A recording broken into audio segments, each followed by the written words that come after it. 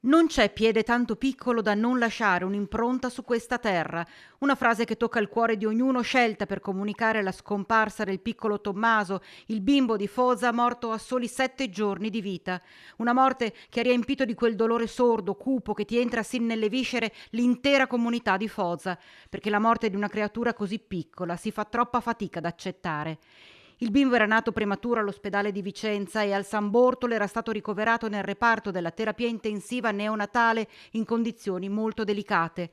La situazione è precipitata lunedì senza lasciare scampo alla creatura. I genitori, seppur straziati dalla perdita del figlioletto, hanno trovato la forza di lanciare un messaggio di speranza e generosità, perché durante il funerale, che sarà celebrato giovedì alle 15 nella chiesa parrocchiale di Foza, hanno chiesto di raccogliere offerte da destinare proprio alla terapia intensiva neonatale di Vicenza, quell'angolo di mondo che per 7 giorni ha accolto e curato amorevolmente il loro piccolo Tommaso.